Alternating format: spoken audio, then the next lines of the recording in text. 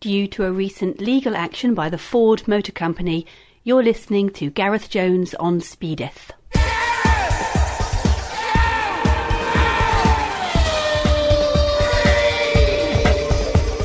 Three men have stepped up to the Oki. One of them is called Zog. Hello. The other one's called Richard. Hello. I'm Gareth. Welcome to Gareth Jones on Speed. And this is a good opportunity to play the Polish national anthem with the words Robert Kubica. Robert Kubica, Robert Kubica, Robert. Robert Kubica, Robert Kubica, Robert. Robert Kubica. Can we call him Bobby K? Is that unhip to call him Bobby K? It's trying too hard to be hip, I think, is the trouble. Maybe on your own. I was just, someone else. Sounds like something that the never popular character Crazy Dave Coulthard, the one on Sniff Petrol rather than the real, the actual Dave Coulthard, would say. Bobby K wouldn't say it. No, so I won't. So, I will call him Robert Kubica. One incredible situation to find an F1 driver injured so horribly from taking part in a race that wasn't a Formula One race. First of all, bless him for that. That's my belief on that. There was an age when drivers used to do that, and then it all went away, and then they were only allowed to race in Formula One and perhaps the odd bit of karting, if they weren't going too fast. Yeah, well, teams are understandably reticent about letting their drivers do dangerous things that might end up getting them broken limbs. But at the same time, in the mentality of a Formula One driver, there's this sort of constant quest for speed and thrills, or in some of them at least. Yeah. And Kimi Raikkonen used to enter events under assumed names, including James Hunt, I think. Yes. Entered a skidoo race dressed in a monkey suit, I believe. And Montoya, as we know, injured himself, supposedly playing tennis, but more likely falling off a motorbike. Yeah.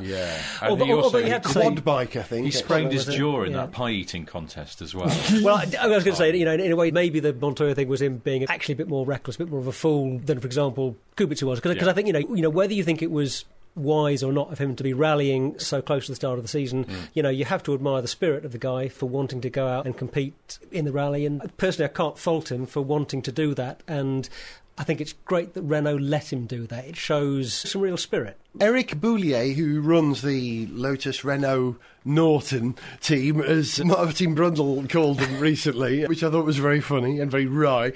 Eric Boulier, who I vaguely know from his days at A1 when he worked for Dams, running the Team France and Team Switzerland team so brilliantly, he says this won't affect what we will do with our drivers in the future, that they're going to continue allowing them to do what they want, and you kind of have to let people like Robert Kubica do that sort of thing, who is a racer. And that's the truth. It's part of the package. Yeah. You want the racer, and if that means that you've got to let him do some of those things, well, yeah, that's part of the deal. Or do you treat them like greyhounds or racehorses and only allow them out of their box to do their finest bit of racing in the safe, inverted commas, controlled context of Formula One? Is that how precious they are? When you think of the kind of money that rotates around their ability to deliver and to be there to deliver, the budget of an F1 team at the moment, is it 120 million a season if you're lucky and you're doing it cheaply? I think. Well, actually, I'm not sure what they're really hoping to spend this year, but certainly a couple of years ago, Ferrari, Toyota was spending 200 million more than that. So my question is, will he recover? What your opinions? Well, not that you're... I'm not a doctor. Neither is Flavio Briatore. No, there's Dr. Fox or Dr. Feelgood. We could go on. But I think that it sounds promising, because basically the bloke almost lost his hand, right? A bit of Armco went through the car. Yeah. And nearly took his hand off, right? So other safety barriers are available. Oh, it's a trade name, isn't it? Yeah. It wasn't that. The Armco came through the car, it knocked a biro off the dash, and then... into a Hoover. into a transit. And they fell into a jacuzzi, and... So... horrible. Yeah, and apparently he's already got slight movement in his fingertips. I mean, it's a credit to modern surgery as much as anything, but also, I guess, he's in very good shape because he's a sportsman. I hope he'll get better. Because the thing about Kubica, it's not like we'd wish this on any person, but he's a great driver. And he has that sort of slightly flamboyant style sometimes. He'll go for things that maybe other drivers would be more cautious about. Yep. And we've talked about this on the show before. potential world champion. He's got that drive, he's got that talent, and if he's not in the sport again, I'd be gutted about that, because we want people like him there. Absolutely, and at the same time that he has that, well, let's call it a bit of flair. He's not somebody who's all over the place in reaching for the heights of his driving. He can be really consistent. He's supposedly one of the few guys that, for example, Hamilton is most scared of. Kubica is one of the few guys that he sort of really rates as an opponent. That has to say something. I don't know the exact details, but this isn't the first time this sort of thing has happened to Kubica. Quite early in his career, around about his Formula 3 time, he was involved in a really dreadful accident which could have taken him out, and he recovered well from that. So as part of the racer's mentality is, well, I will just put myself back together and go out and do this. They are brilliant at that. He's experienced at it. I mean, not an experience you want to have, but if he's been there before, that will also aid his case, is what I'm saying. One thing I think is very interesting about this is that it casts a very interesting light on the relative safety of F1 cars versus particularly the kind of rally car he was driving in this incident, because it wasn't a particularly high-speed crash that they had. I think so. But nonetheless, the crash barrier went right the way through the cabin. He was maybe lucky not to have been more badly hurt. Well, if it had been, I guess, 6 inches, a foot, other way, we've just gone through him as a bloke. That's it. Or damaged the arm. It's just a tin box, isn't it? That's the thing. They're metal. They're not carbon fibre. It's just a seam-welded road car shell with a roll cage in it. It's very strong overall if you roll it over, but for something that sort of pierces it like that. Also, you don't have those kind of risks, I guess, on a Formula 1 track. But anyway, it is an interesting point. Rally cars, they're strong, but they're not that strong. A couple of years ago, there was a death in the WRC in Germany, I believe. And after that, there was a sort of a think tank to analyse the idea of how could you improve safety in rally cars. And their best option was to put a driver without a co-driver in the centre of the car, and that would increase the driver's chance of surviving any penetrative impact by a substantial amount by simply having him further away. Hopefully the shell of the car will slow it down before it reaches you in the middle of the car. But if you're up against one side, Kubica was injured, his co-driver was completely uninjured, because it happened on one side. But, do you want to take co-drivers away from rally driving? No. That's part of it, isn't it? Absolutely, there has to be a way of doing that.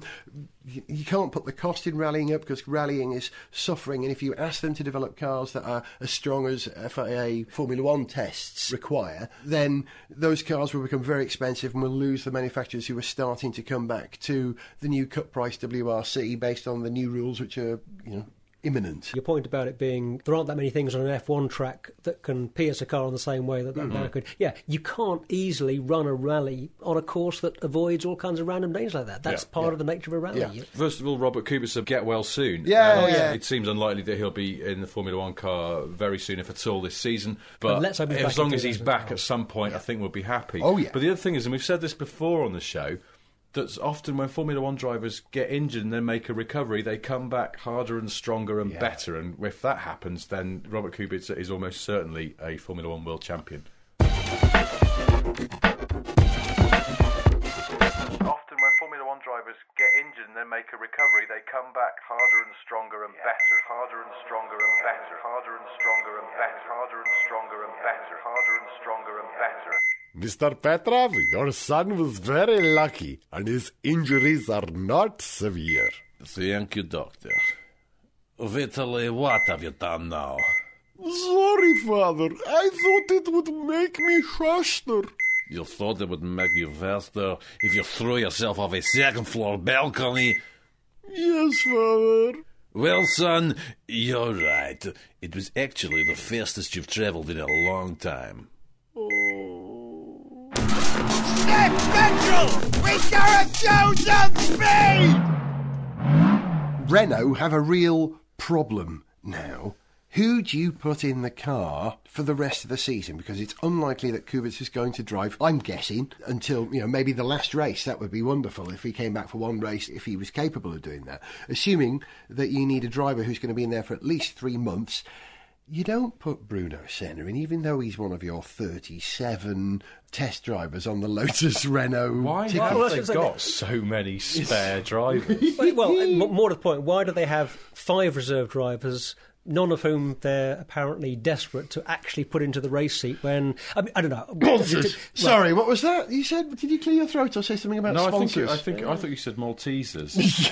I think, to be fair to Renault, it's probably quite hard to have even one reserve driver who really is of the calibre of driver who you're going to put in for a whole season in your car to take over from an experienced driver. It's Kubica. You're looking at Massa, you're looking at Vettel, you're looking at Webber, you're looking at Hamilton and Button, the top guys. They're the only people... Is Massa one of the top guys now? I think he's experienced. Yeah. He's experienced, yeah. but, you know... He's up there. Anyway, he's not as, okay, but we're not suggesting that any of these guys could replace Kubica, but you want someone of that kind of standard, because these are the big boys you're playing with.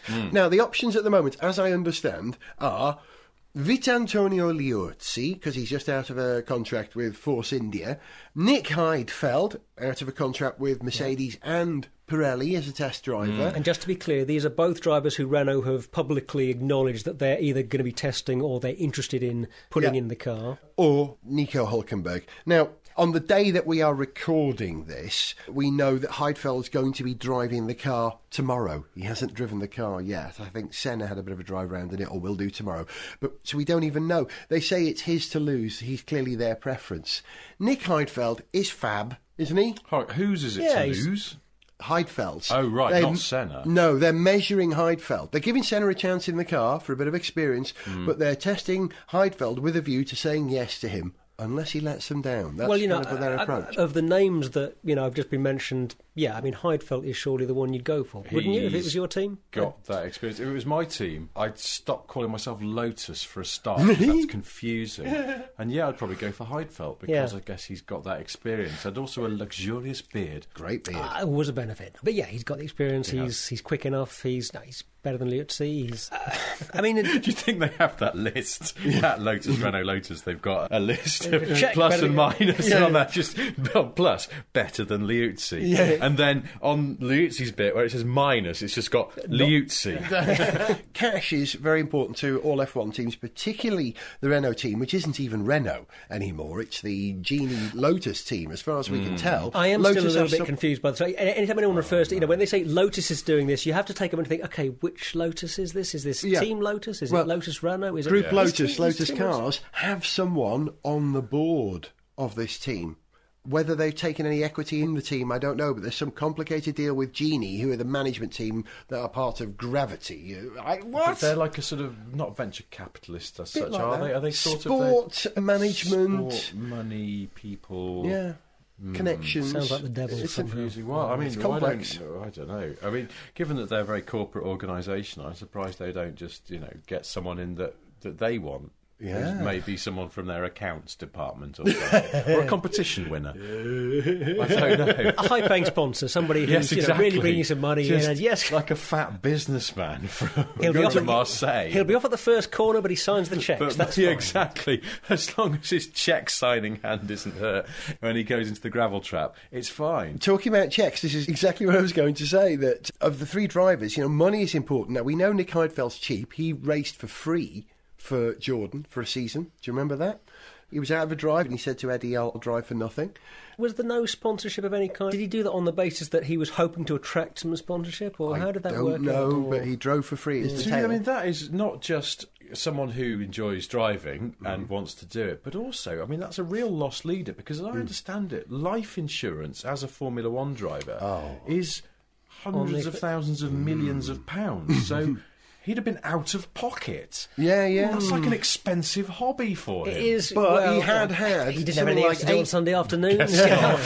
But he had 8 years of, being on the McLaren payroll, been on Prost's payroll, been on, where was he, Williams at some point? I forget now. Sauber, he had an 8-year no-claims bonus on his life own insurance. overalls and everything, and he had to get himself to the races. Poor old Nick Heidfeld, just there in the easy jet. So he's cheap. On the other hand, Liuzzi comes with a buyout from Force India, because Force India had to pay Liuzzi not to drive for them this year because they've given Paul di Resta a chance.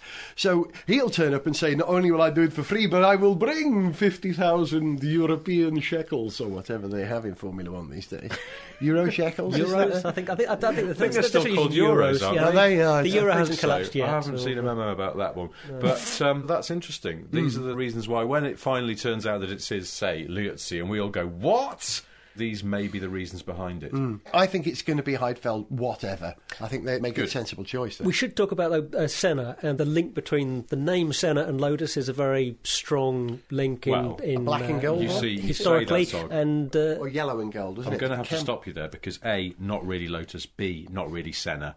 And I will hold no truck with either of those arguments. And also, Formula One's not a very emotional business, really, is it, in that respect? I don't think that would sway it in any way, in the little plus and minus column. Explain BK Jr. You're absolutely right. I mean, Bruno Senna is Bruno Senna. You know, he's he's a nice guy. He hasn't proved to be anything like as quick as I think people hoped he would be. Yeah. And so, I feel a bit sorry for him in that respect, because he's got this sort of burden of expectation. That's sure. Yeah, he doesn't have a chance, as a lot of other rookies in the sport have, to make mistakes and sort of learn a bit without so much attention on them. You know, he's scrutinised in a way that other drivers aren't scrutinised. But then you could argue, but the same argument is true of Damon Hill, for example. Yes. And, you know, he came good. He overachieved, didn't he? He achieved beyond his abilities, I think, Damon Hill. And I think that Senna, perhaps given a chance, could do that. But what I like about him, we interviewed him maybe 3 years ago when he was in GP2. Yep. He was one of the two drivers in the iSport team. The other driver was Karan Chanduk. They were very both nice well guys, matched. Both really fantastic guys. Often a sign that they're not going to win the championship, in my opinion. Far too nice. I think too much is made of that nice guys don't win argument because, you know, Fangio, famously lovely guy. No, he didn't have any trouble winning. Sorry. But you know, they're valid. But Senna was superb with the race fans hanging outside the fence trying to get a word with him, went out of his way to spend time with them, and I really admire that. It's quite a sort of punk rock thing to do, to build that following and find time. He gobbed on them. Oh yeah, there was a bit of that. They gobbed on him. I'm never quite sure how punk worked. But well, it's for the people, man. I don't know. It's an interesting one, isn't it? Nice guys come 16th or lower, but I don't know whether it's true. Who knows? But anyway, Jim if you want Clark to be again, Jim lovely Clark, nice guy. And you know, how many people have been quicker than Jim Clark? I'm sure. But I would say that if you have a name like Senna, you've everything to lose. So really, if you want to come in with no expectation whatsoever, you should be the son or daughter of Maureen from driving school or something like that. And then you've everything to win. You'll only surprise people.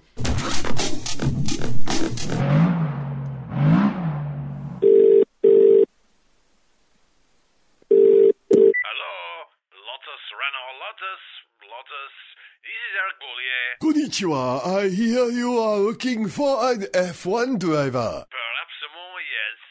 What is your name? My name? It's Inui. Dave Inui. Hello? Hello? Oh.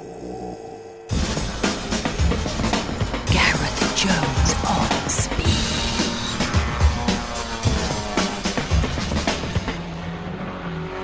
For me, February is arguably one of the most exciting times in Formula One. It's like the beginning of the striptease, you know. There may be the deep satisfaction followed by the disappointment of the final race in the season settling it, and then you get that withdrawal symptoms. But the striptease of the reveal of the new cars is, for me, it's great. It's You're genuine. being teased and tantalised, is what you're saying. Yeah, and I've really enjoyed the launches that I've been aware of. I haven't attended any launches this year, or indeed for a number of years. But it's been a very different type of launch thing. I remember going to the McLaren launch at the Alexandra Palace when they went down the West Mercedes thing, and Davina McCall was hosting, and the Spice Girls were there, and it was a massive event.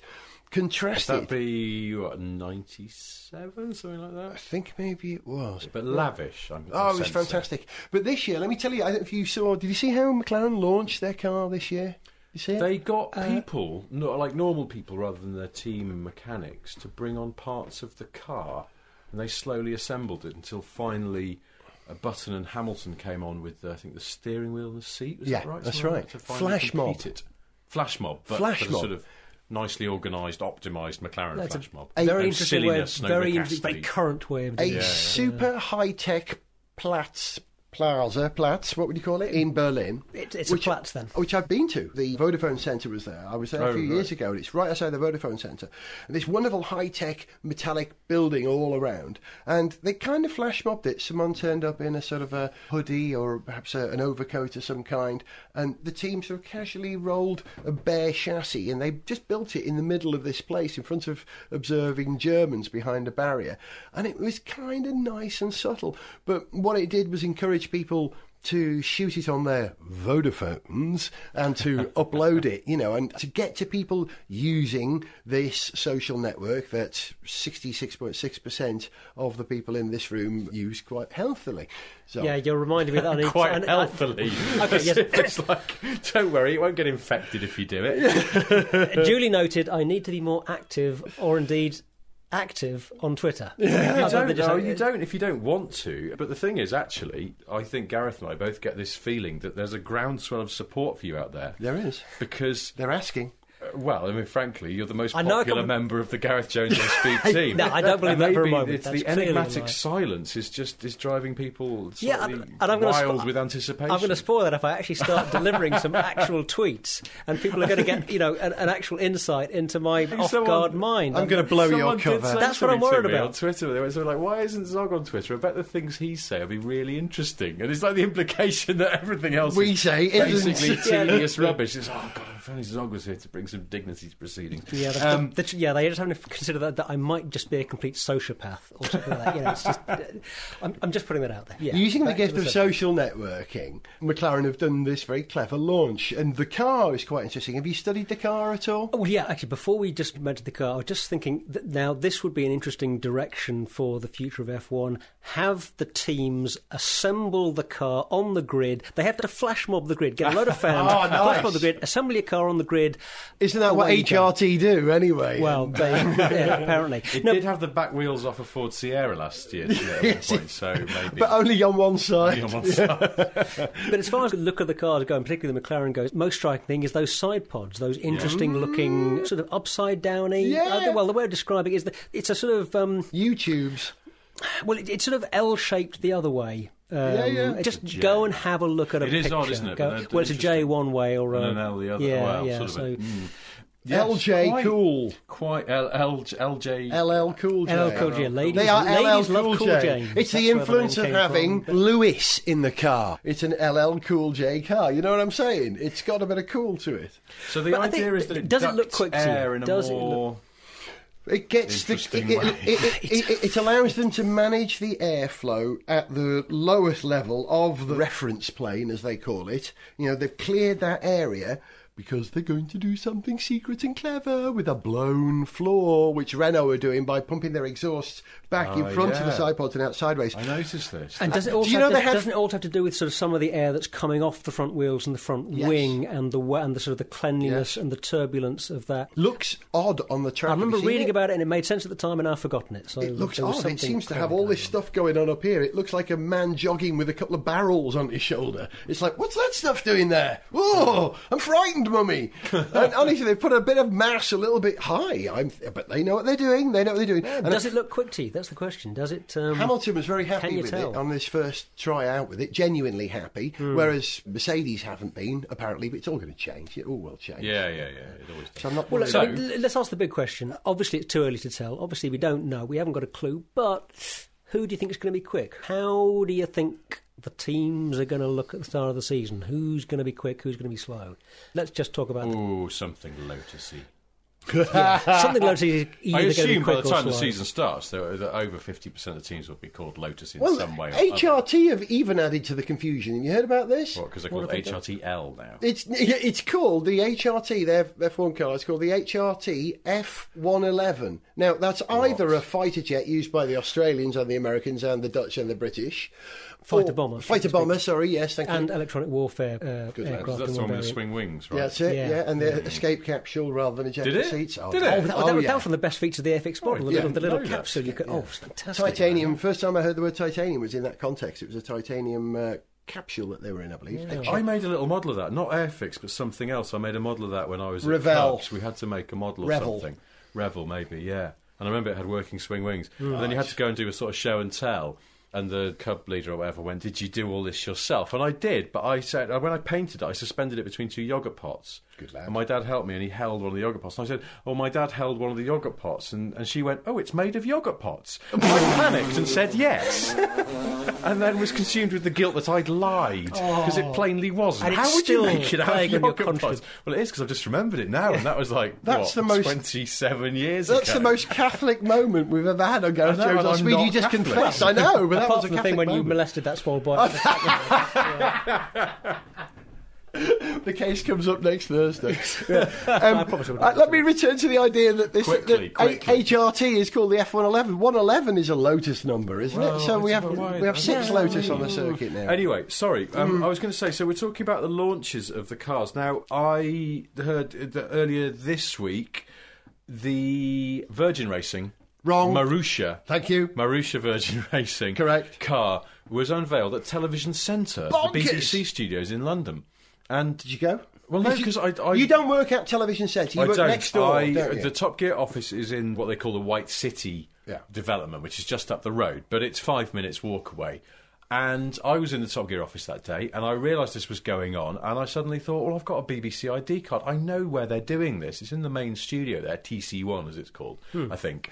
And I know not only how to get into there, but I know how to get into there in a sneaky way, where I could go into the gallery bit up the top and then down the stairs at the back. So, and I said to one of the producers on Top Gear, I was like, they're launching that Formula 1 car down the road. And he went, I've always wanted to go to a Formula 1 car launch.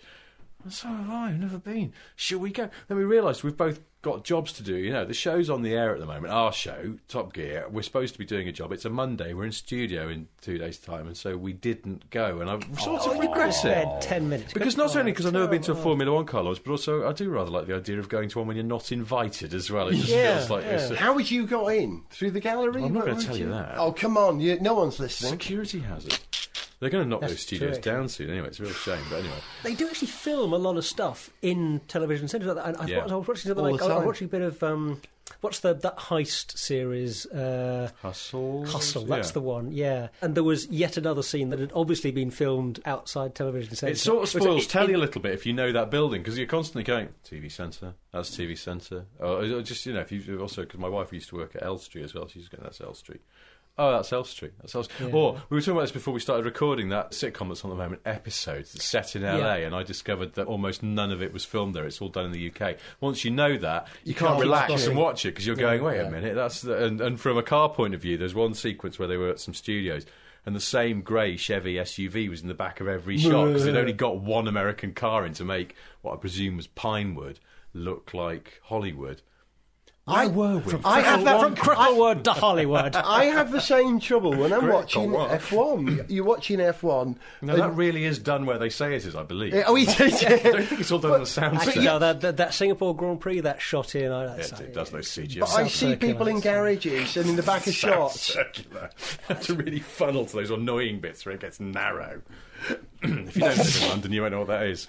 I see people in the back of shot in garages who were mechanics on A1 Grand Prix. Oh, right. So I'm watching, and it's this very tense moment. You go, oh, look, there's Tina. I mean, Kubica's had a problem with that tyre there. You know, it's very distracting. But launches of cars. Virgin have got this reasonably good-looking car out there. Hopefully Can't with tell. It a seems to have all the right parts. right-sized petrol tank this time. The Red Bull is going to be phenomenal. It's got to be. It's got to be. It's another newie car built on the success of last year. It's got to be. It's going to be quick. Question is, how will McLaren and Ferrari do relative to them? Ferrari is quite conventional compared to the McLaren, it seems. It's just And, pretty conservative Ferrari are design. fielding Yeah, a I truck this year, is that right?